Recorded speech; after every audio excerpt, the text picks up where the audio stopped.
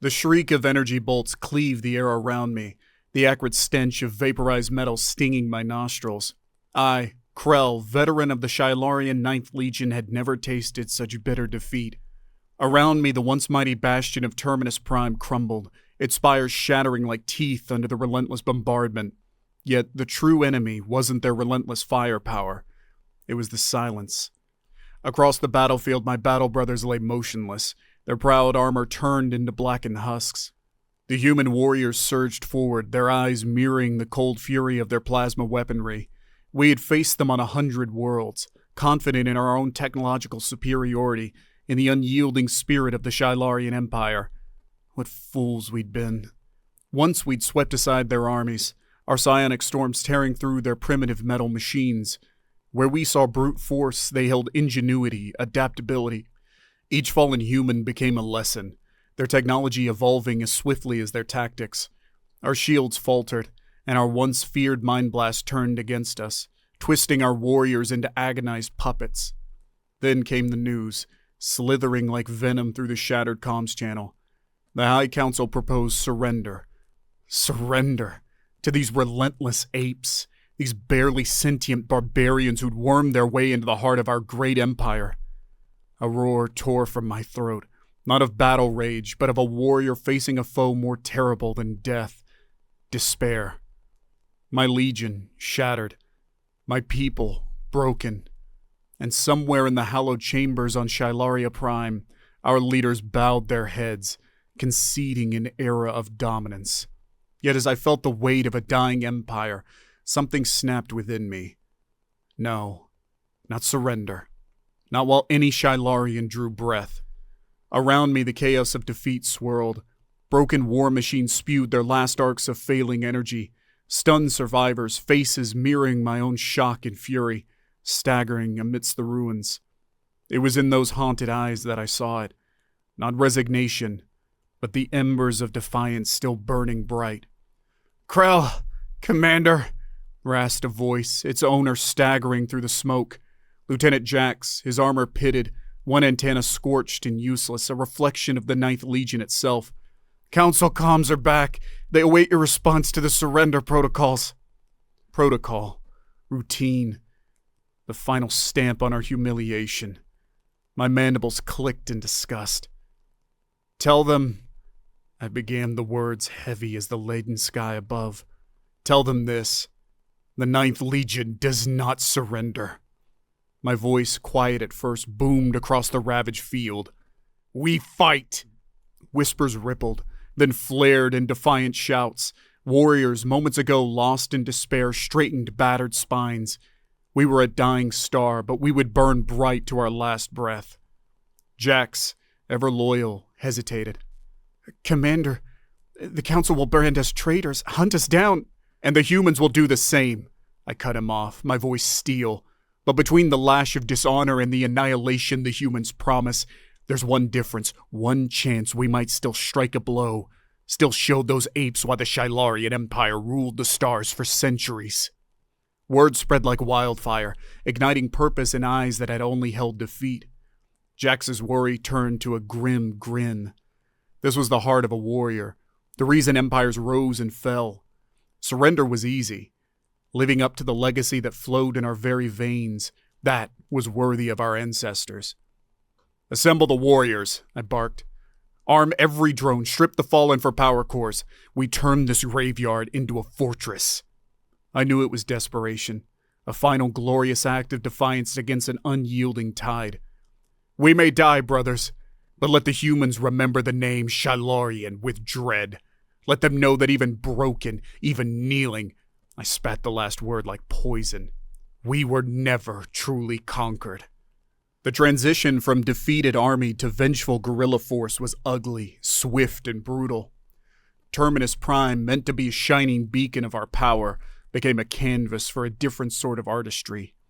Derelict cruisers became fortified bunkers, their broken sensor arrays rewired as crude proximity alarms. Fallen war machines were cannibalized, their energy cores overloading to create devastating chain reaction bombs. I found myself admiring the grim resourcefulness of the humans, even as I turned it against them. We Xillarians were masters of grand strategies, of sweeping conquest, but they were the masters of the desperate gamble, of finding purpose in the discarded scrap heap. Our first wave of attacks wasn't meant to win, only to wound and confuse. Harrying strikes against supply convoys, communication towers plunging their careful coordination into chaos. We became ghosts, striking then vanishing amidst the ruins of our own creation. For every Xillarian life they claimed, we took 10 humans with us, making them pay dearly for every meter of scorched ground. They're not soldiers anymore, Commander. Jax reported with grim satisfaction after we detonated a command post. They're hunters, jumpy as prey animals. My satisfaction was stained with a bitterness that clung like radiation sickness. This was not the way a warrior should fight, but what choices were left? The High Council branded us traitors, their broadcasts echoing across the battered comm system. We were alone, a dying ember stubbornly defying the approaching darkness. Yet the humans didn't rush to crush us. They hesitated, regrouped, then spread out in wider search patterns. With each passing day, their movements became more meticulous, more cautious. They weren't facing a broken army anymore. They were facing an infestation. The stalemate of those early weeks was both a blessing and a curse. Our relentless attacks bought us time to dig deeper and transform the ruins of Terminus Prime into a sprawling death trap. Yet each strike took its toll. My hardened warriors, once disciplined legionnaires, were now creatures of shadow, fueled by desperation as much as psionic energy. The change was starkest in myself. Sleep eluded me, replaced by endless tactical simulations. Each human patrol I ambushed was a chess problem to be solved, every casualty a piece sacrificed for the larger game, a game I increasingly doubted we could win. My instincts honed on 100 battlefields screamed at me that this was unsustainable. We were bleeding ourselves dry, fueling a pyre that would consume us all. Then came the broadcasts, not the Council's pronouncements. Those held only contempt now. It was something far more insidious, far more dangerous. Human voices. At first they were crude attempts at negotiation, appeals to our better nature, promising amnesty in exchange for surrender. I almost laughed at the absurdity. What did they know of a warrior spirit? Of what it meant to have your world, your way of life crumbling beneath your claws? But as the broadcast continued, they changed. It started with stories, snippets of lives before the war, tales of their homeworld, their families, their fears. They showed us not the faceless enemy, but beings not unlike ourselves. And then, the masterstroke. They broadcasted our own victories, not in mockery, but with a strange, grudging respect. "This is Commander Draketh of the 22nd Fleet," one voice echoed through the ruins. "You fought well on Epsilon 6, brave warriors. Shame you fight for a dying cause." The words echoed the doubts that clawed at my own soul. The psychological onslaught was relentless, a siege to starve the spirit, not the body. The broadcasts wormed their way into our makeshift camp, slithering between the defiant battle cries and the weary sighs. Jax and the others tried to shield me, dismissing them as propaganda, tricks to break our resolve. Yet I found myself seeking those voices amidst the crackling static, a starving man drawn to the scent of a poisoned feast. "Commander!" Jax's voice pierced my troubled reverie one night. "Movement to the east sector, a patrol, bigger than usual." I snapped back to the present, momentarily shedding the weight of doubt. "Numbers?" I barked, the familiar burn of adrenaline pushing back the shadows. 20, at least," Jax replied, his mandibles clicking nervously. "And, Commander, they're not acting like their usual search teams. Formations are loose, almost," he hesitated, "casual. A trap. The humans were smarter than to underestimate us. Even now, this was bait meant to lure us into an overconfident attack, finally drawing blood from an annoying mosquito. "Prepare the ambush," I ordered, my voice cold, all doubts buried beneath grim determination. "But modify the kill zone. I want 3 survivors, alive." Jax looked at me with a mix of shock and concern, but a lifetime of discipline kicked in. Obey first, questions later. It was what had kept us alive when all seemed lost. The ambush went off flawlessly. The humans, overconfident as expected, walked right into our crossfire. Plasma bolts scythed through their ranks, their return fire sporadic and uncoordinated. In minutes, it was over. As planned, 3 humans remained whimpering amidst their fallen comrades. I stepped out of the shadows to face them, taking grim satisfaction in their widening eyes. They had expected a monstrous alien, the demon their propaganda had painted. Instead, they saw a warrior, battered and weary, but unbroken.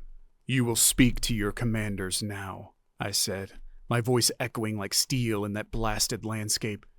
"And you will tell them Krel, commander of the 9th Legion, wishes to negotiate." The negotiation, if it could be called that, was a tense and brutal affair, held in the gutted remains of Terminus Prime's central command. The humans and I circled each other like starving predators. I'd bound and gagged their captives, not from cruelty but necessity. I was playing a dangerous game and I needed every advantage. The lead human, a female with steely gray eyes and scars that mapped the battles she'd survived, didn't bother with greetings. "You understand what happens to your prisoners if you're lying, Xillarian." Her voice was harsh, stripped of any compassion the earlier broadcasts had tried to create. "And you understand," I hissed back, "that my warriors litter your advance like so many pebbles. If your priority is the lives of 3 grunts, you've already lost this war." My claws retracted involuntarily, a threatening gesture that wasn't missed by the humans flanking her. The woman narrowed her eyes. "What do you want?" "Direct communication with your high command," I stated flatly. "Unmonitored, no delays." "To plot another cowardly attack?" she snarled. "Not a chance." "To plot your survival," I countered. Her eyes narrowed.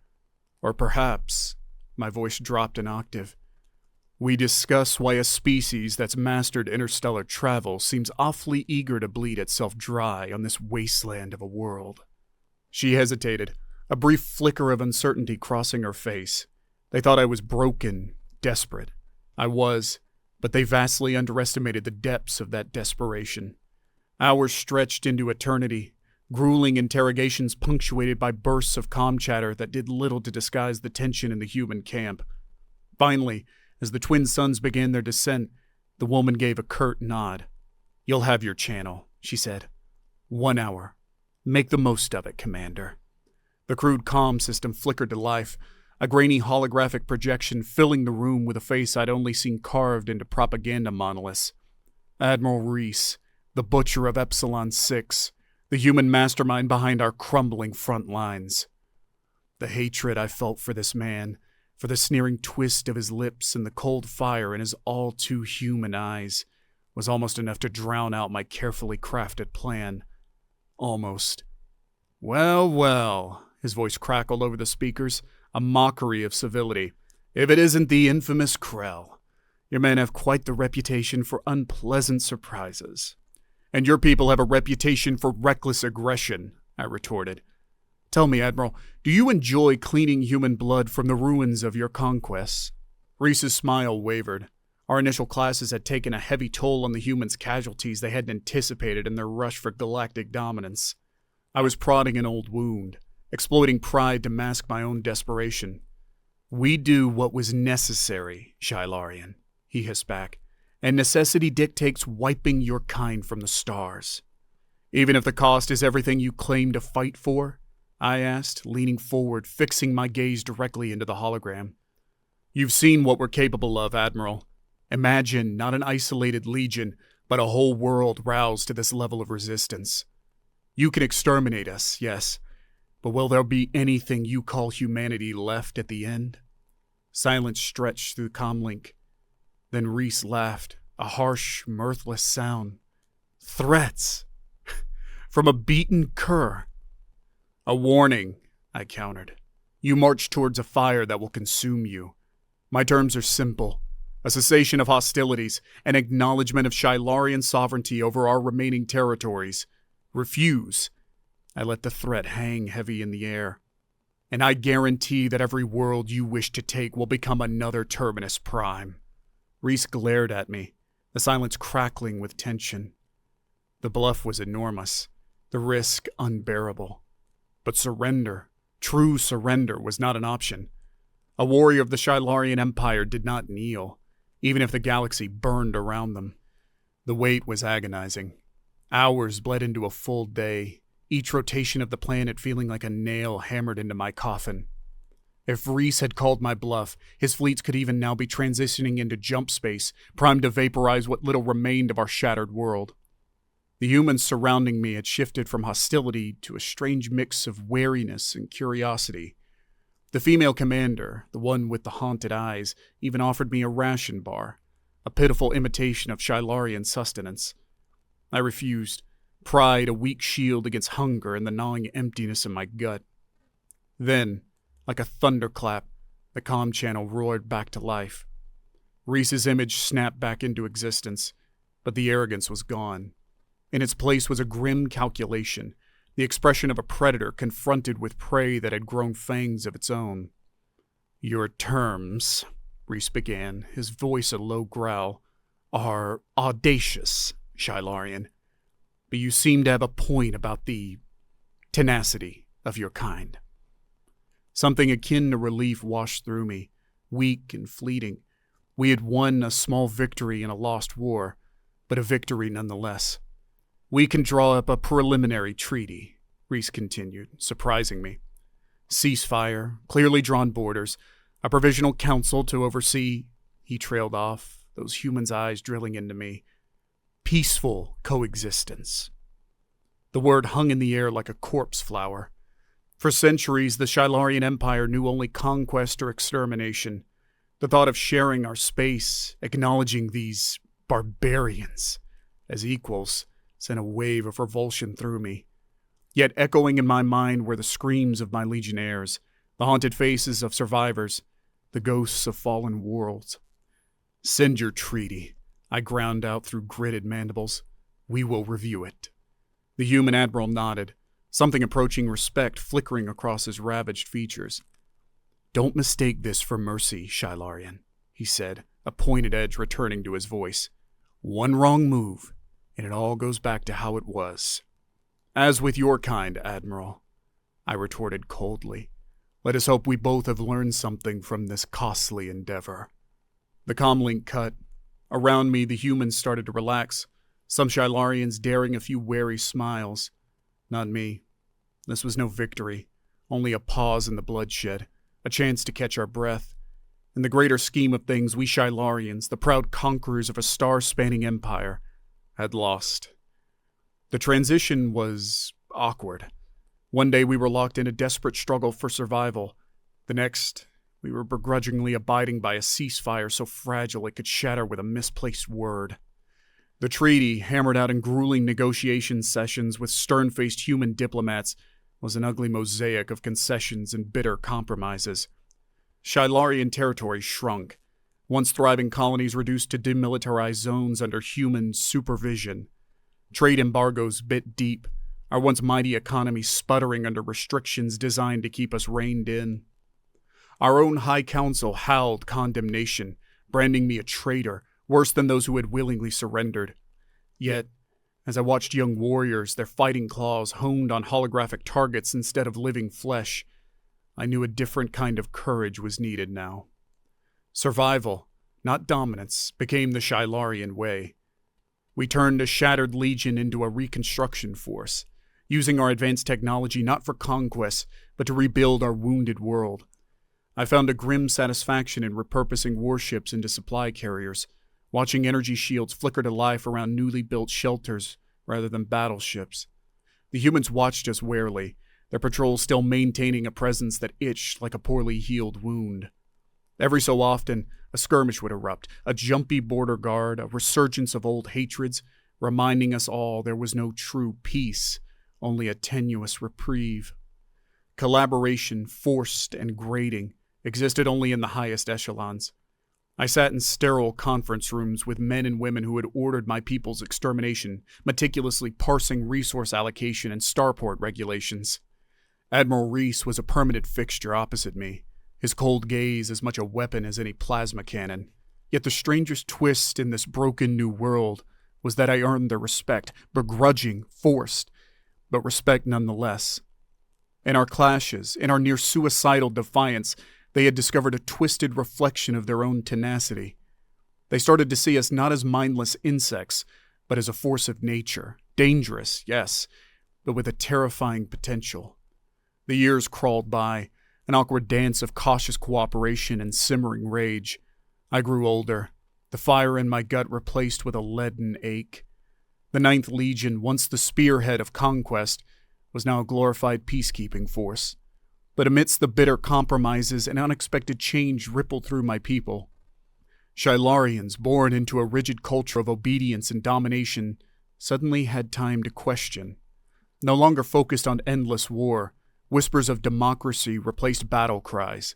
The hunger for conquest waned, replaced by a thirst for knowledge, philosophy, a desperation to understand what had driven us to the brink of extinction.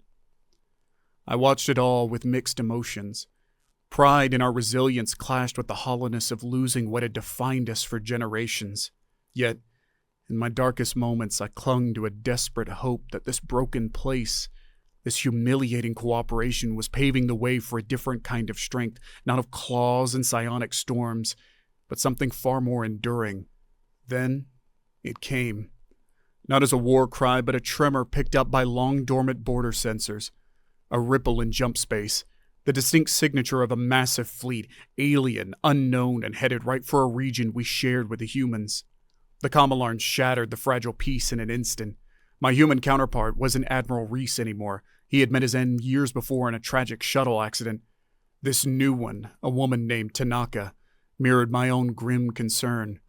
Unknown ships, she barked across that now too familiar comm channel. Potentially hostile. Fleet mobilization?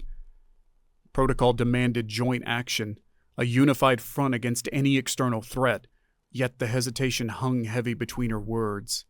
For the first time in decades, humans and Xillarians shared a common enemy, and the old fear, the uncertainty, was a bond stronger than any treaty. Mobilize the Ninth, I rasped, the warrior within me stirring from hibernation. We may have finally found a war worth fighting together. In that moment, staring at the holographic star chart dotted with mobilizing fleets, human and Xillarian icons side by side, I felt something that defied all I had grown up believing. It wasn't satisfaction or relief or even bloodlust. It was the stark realization that in our surrender, in our forced peace, we might have actually found the path to something like salvation. Not for the Empire, that was long gone, but for the spirit of my people. It might be a salvation forged in uneasy alliances and the ever-present threat of annihilation, but it was survival nonetheless. And perhaps, just perhaps, that was a victory more profound than any the Xillarian Empire had ever achieved.